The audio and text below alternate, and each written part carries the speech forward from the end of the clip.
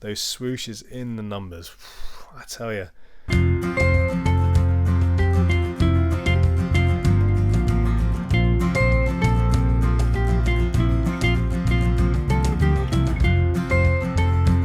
Hey guys, and welcome back to Phil's Corner. My name is Phil, and this is a show all about football shirts, football shirt design, football shirt culture, anything football shirt related.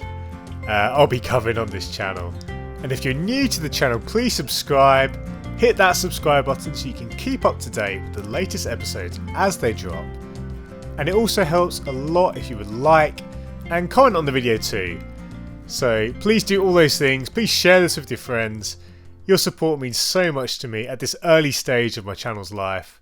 And speaking of support, a huge shout out to Fanatics, who are this video's sponsor. Now, Fanatics, you may have seen me talk about them on Twitter, because they're a Brazilian store who do a really good job of supplying UK shirt fans. Now, if you're someone like me who loves shirts from across the world, you'll know that it's quite hard to get hold of shirts, particularly from South America.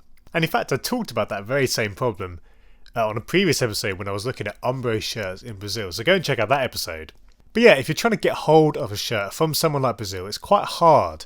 There are very few that are stocked in the UK, but Fanatics will ship directly to your door in a really fast time, sometimes within a week of placing the order, which is really superb service.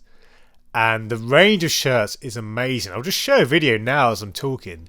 You can see a variety of clubs, a lot of the big teams, all the big teams, but also some smaller sides from South America. And they even have European shirts as well.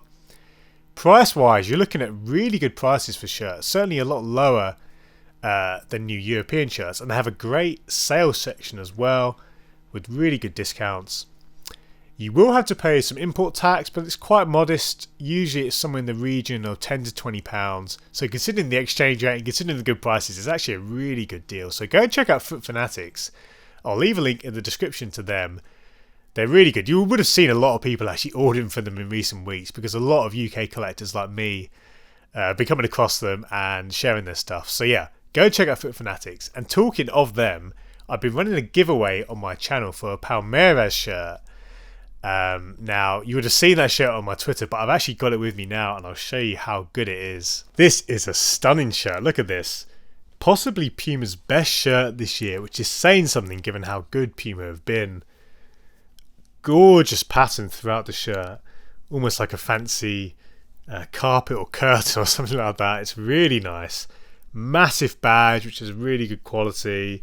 Really nice details like on the back here. Just a gorgeous shirt, and you can win this shirt for free by entering the giveaway that me and Fanatics are running. You can enter that on my Twitter. Again, the link will be in the description. Entries close very soon, so go and do that right away.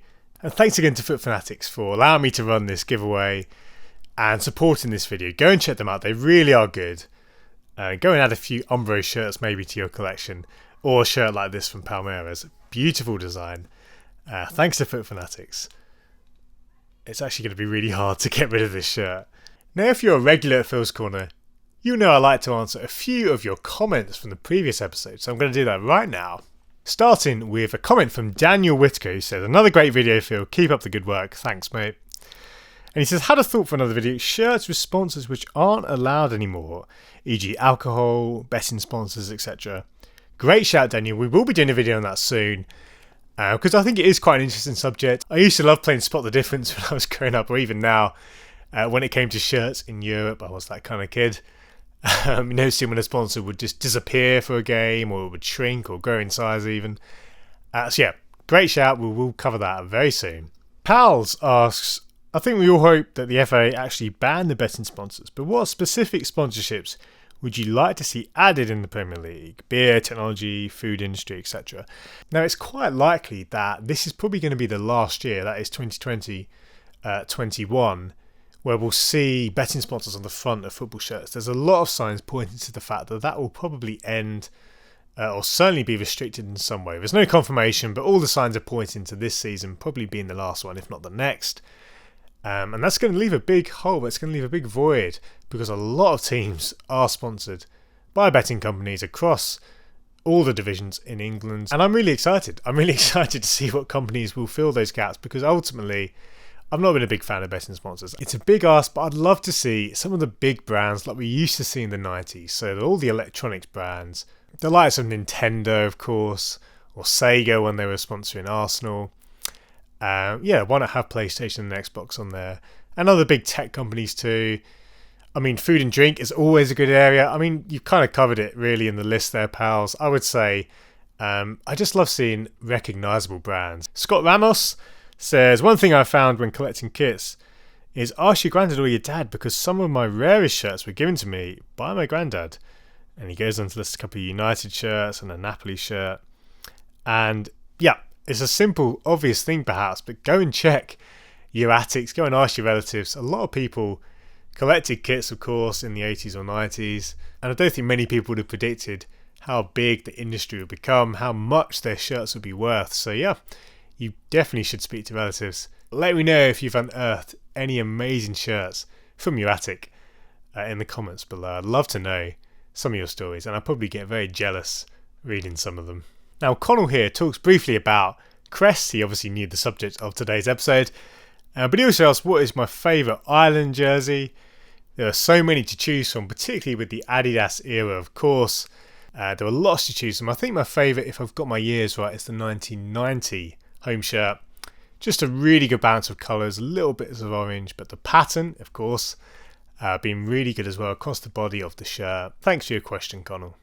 Finally, Ellis Hampton, who's a friend of the channel, talks about the difference between replica shirts and player issue shirts, and saying that he's finding it increasingly difficult to think about which one he should purchase. So Ellis, this is a great topic, and something which I myself am also finding increasingly tricky, because the area of replica or player issue shirts, I'm finding in a lot of areas is actually becoming more separated. And by that I mean the player issue shirts, which are of course the more expensive shirts with slightly higher quality materials, closer to what the players wear. Those are now looking slightly more different in terms of design, and I think there is actually a lot of questions asked when the design of a player issue shirt looks notably different from the replica shirts. Because if I'm a collector, I want to get the shirt that does look like the actual design, of course. So when I see things like the Adidas stripes being a lot shorter or even cut off in different places, when I see missing details on the cuffs or the collar, it starts to make me question whether I should be forking out the higher price. And of course, when you're talking about player issue shirts, you're talking about 3 figures, certainly on release. I always like getting the player issue shirts if I can. Actually, this Colo-Colo shirt next to me is a player issue shirt, but a lot of the time I just go for the replica, simply because when you're buying that many shirts, you don't typically want to spend too much more because you're already spending a lot of money. But yeah, great topic, Ellis. We may cover that in a future video. But yeah, thanks to all you guys for your comments. I really enjoy reading them. Sorry I can only get back to a few of them every episode, but please do leave some on this video, and I'll get back to a few of them at the start of the next one. Now today, for episode 11, we're taking a slightly different turn. We're not going to talk specifically about shirts, we're going to talk about crests. Now, of course we'll talk about the shirts along the way, but I wanted to look at crests, and it just so happened that this week actually on Twitter, I got into a great discussion with a number of people about crests, because I saw the recent rebrand for Deportivo Alaves, and I was a bit disappointed because that rebrand saw the club move away from a really charming crest that they used to have to a much more sterile and very similar crest to what we're seeing on a lot of recent rebrands. The sort of round Man City design, if I can call it that. And I shared a picture on Twitter with a few other similar crests. You'll also notice the latest MLS team from Charlotte, again with what very much seems to be the trend at the moment, a round crest with a very typical font. And yeah, you'll see the picture, you'll know the kind of crest I'm talking about. It just feels a little bit lazy, a little bit sad. There's something about football crests which can really add a lot, not just to the shirts of course, but just to the whole identity of the club. Of course, it's not just the shape at play, you've also got all the elements, the font choices, the colours. And yeah, I was just thinking recently that when you look at all the recent rebrands or new teams, a lot of them you couldn't pick out in a crowd. Or at least there's not enough difference for me. There's not enough character, there's not enough love and flair about these designs from my perspective. So I just wanted to pick out my favourite. I've got 8 here. This is actually a bit of a world tour. We're going to cover a lot of different teams, including of course Colo-Colo, who are next to me, and we will get this shirt and talk about it more in detail. But yeah, here's my top 8, and as we go I'll also talk a little bit about the shirts for each respective team. Now at number 8 is a team we all know and love, Ajax. Now you probably were expecting this, I think, on the list if you know football, because Ajax and the Ajax crest, of course, are world famous. It's a wonderful design, and quite famously the portrait of Ajax there, the Greek hero in the middle, is actually made up of 11 lines representing the 11 players on the pitch. Now I've not actually counted myself, I've read that a few times on the internet though, and I'm trusting the internet naively. But yeah, it's a wonderful crest, and of course not just this recent version but older versions as well were really nice. I did actually quite like the older versions, almost this kind of sketch of Ajax there looked wonderful. And this is a great example for me of an instantly recognisable design which is intrinsically tied of course to the club name. Of course it helps when you have kits as good as Ajax. In terms of kits, they are one of the best teams in world football. But the crest adds to it. I think the crest actually adds to a lot of their shirts, which is saying something given the quality of Ajax kits. So yeah, pretty strong entry there at number 8. We'll now move to Mexico and Club America. Now Club America, from a shirt perspective, just from a brand perspective, are absolutely fantastic. I love the colours of the team, and I really like the crest. It starts with the fact that there's just 3 colours, but they really complement each other well. The primary colours, but they look fantastic. And of course you've got the Americas there down the middle. Just the font of that C and the A, perfect choice. And the fact that it's all within what looks like a ball or a retro football, which could also double up as a globe of course. It's just a really nice crest. As I say, I think the colours are probably my favourite detail of that. I love the design as well, don't get me wrong, but it's just that combination of the primary colours. Not just the fact that it's red, blue and yellow, but the shade particularly of the red and the blue and the yellow. And it looks great in the kits. The kits are really good. Actually, talking of the crest, their pre-match shirt this year features an enlarged version of the crest, and I believe they've also had a home shirt in that design as well. So they really do play around with that crest on the kits as well, which is great to see. Yeah, Club America there at number 7. Now at number 6, we're talking about the New York Cosmos. Now I love this logo, once again, primarily because of the colours. That combination of the navy with the lighter blue, yellow and green looks absolutely gorgeous. And I actually quite like a logo with a retro football in the middle. Again, this is a round logo. I've got nothing against round logos, but just the elements here at play are much more interesting for me than the city type crest. Lovely design, really simple typeface, but I love that it fits in perfectly there. And again, from a kit perspective, of course, the old New York Cosmos kits are legendary, not least because of the players that wore it. But even in modern times, Inario have been doing some great stuff with the Cosmos. Yeah, really love this design. It's one of those crests which has aged really well. It's timeless in its design. And again, like Club America, it's the colours that jump out to me. I really do like them. Yeah, that's number 6, New York Cosmos. Now at number 5, we've got Roma, but specifically Roma's Luppetto crest, which they had from the late 70s to late 90s. Now Luppetto, I believe, means little wolf. And you'll know the design. It's a really kind of clunky, quite charming little wolf head, but I love it. As I say, it's really charming. There's something quite playful about it. You know, you could say that it's got a bit of an edge, but actually there's something quite friendly, I would say, about the wolf, but it looks really good. I love how they would used to use it as well within the double rings of the Roma colours. And this crest design was actually created by Piero Gratton, who sadly passed away at the start of this year. But Roma are paying tribute in the best possible way by releasing kits this year that celebrate the work of Gratton. So we've got a home kit which is very popular at the moment. That is with a kind of sunset lollipop design, I believe it was called. And even more excitedly, the away shirt, which features the Luppetto crest, which they've brought back a couple of times. Roma have gone back to that crest for a reason, because it looks so good, particularly on this new away shirt. There's a lovely ivory base to this design, great collar. So one of the shirts probably of the year, and it features this crest. It's one of my favourite crests in football, so I love that Roma bring it back. But yeah, great design from Roma. Like all the teams on this list so far, they've had some great kits, of course, and continue to be one of the leading lights in kits. Great stuff, and that's my entry at number 5. Next up is Colo-Colo of Chile. Now, we've got, of course, a Colo-Colo shirt, which we're going to talk about a little bit more in detail, but I won't do that just now. We'll talk instead just about the crest. What a design, a famous, iconic look. Again, a portrait. We've had a couple of portraits if you count the Ajax one and the Roma badge. And this from Colo-Colo is superb. I believe the guy in the middle there was a Mapuche chief called Colo-Colo. But it really looks good. I really like, actually, just the fact that you've got very simple elements there. You've got the shield, of course, and Colo-Colo in the middle. There's not a lot of flashy elements. There's not a lot of intricate details. There's just very simple details, which allows the profile of the guy there in the middle to really shine. He's the star of the show. I think what makes this particular crest even better is the way it stands out on the Colo-Colo shirts. Often they are quite plain in design, but that really allows the crest to stand out, as you can see on the shirt next to me. But I really like this from Colo-Colo. Just a memorable design, one of the most famous probably in world football. Yeah, Colo-Colo there in the middle just looks resplendent. Great stuff, and a really good entry there at number 4.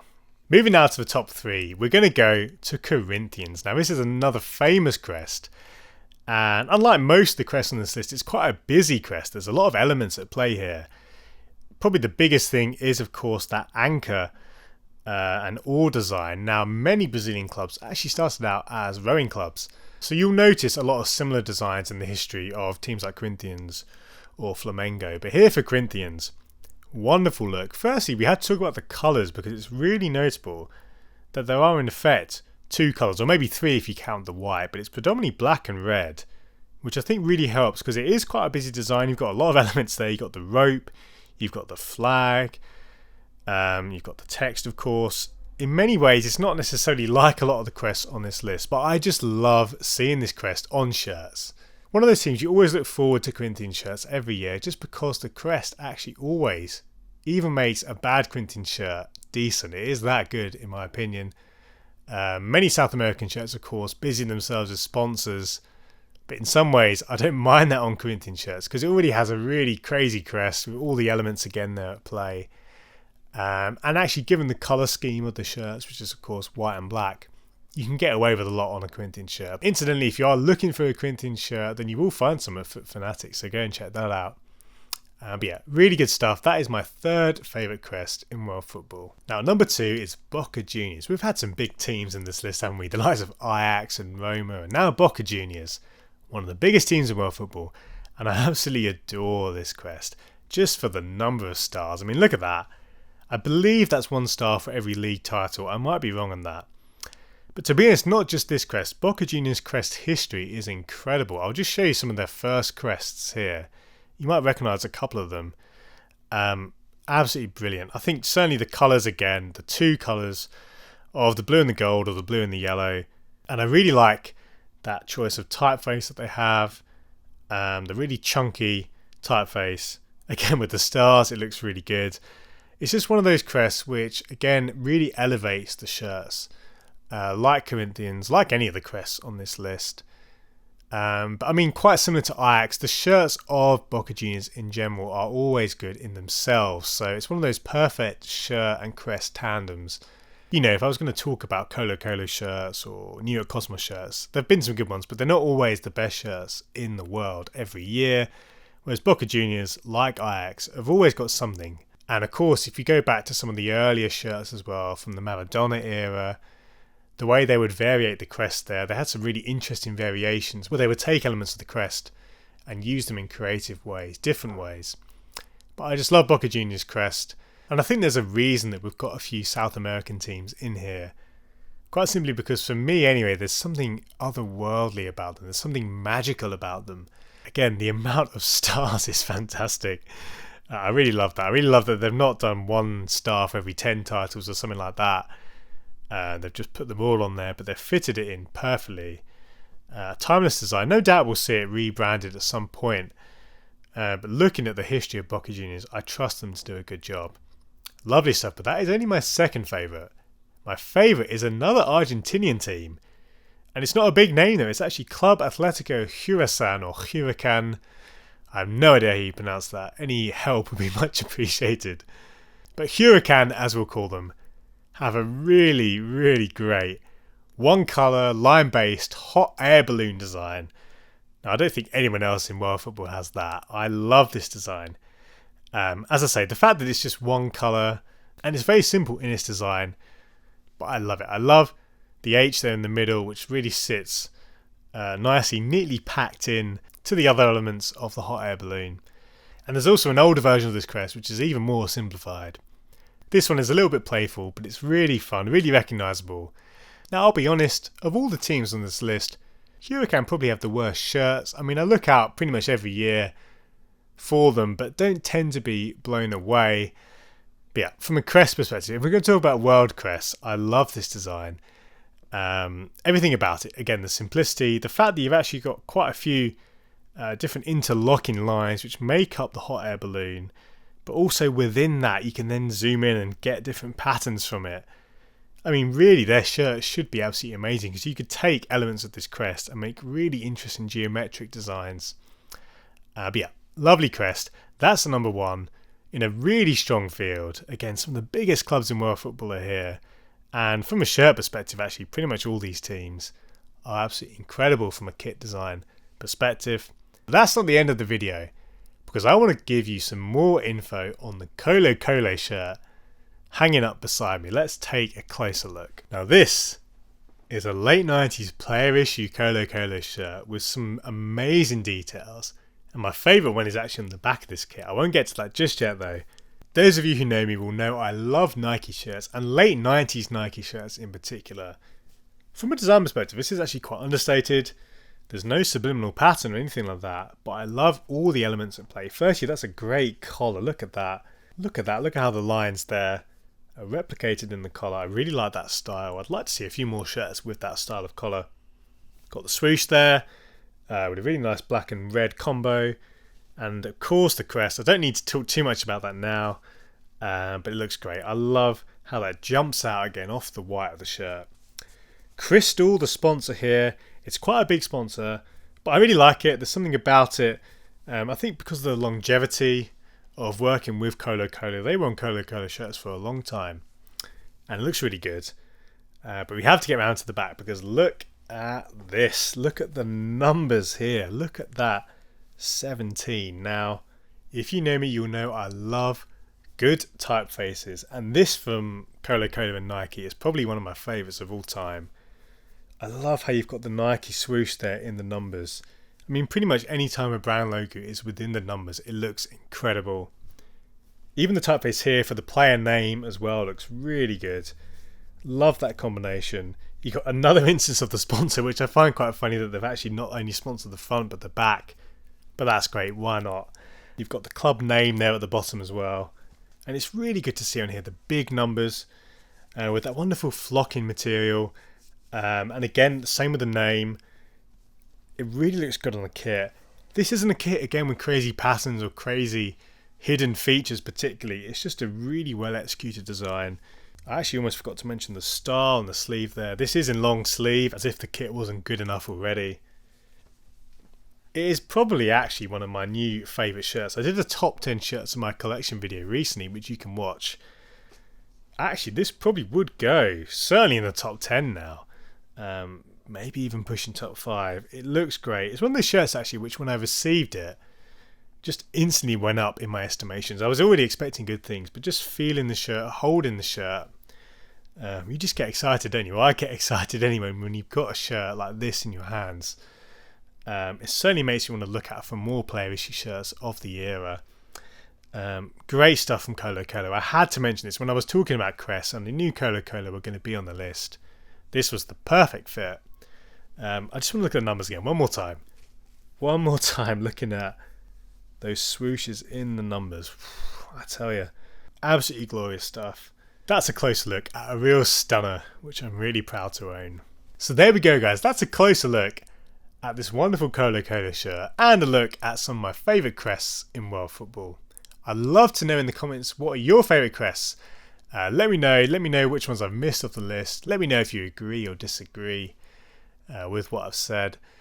And as I said at the start, please subscribe if you're new to the channel, and do check out Fanatics. They're a great store where you'll be able to get shirts from a number of the teams that I've mentioned in this video. And yeah, if you're a collector like me, you need to add them to your regular rotation of sites to check, because they've got some great deals, really reasonable prices, really good prices, and you'll be able to get hold of some really rare shirts which are previously a lot harder to get hold of, but they really do a lot of the legwork at getting you some great designs. But thank you so much for watching, guys. Really looking forward already to seeing you on the next episode. But until then, take care, guys, and I'll see you soon.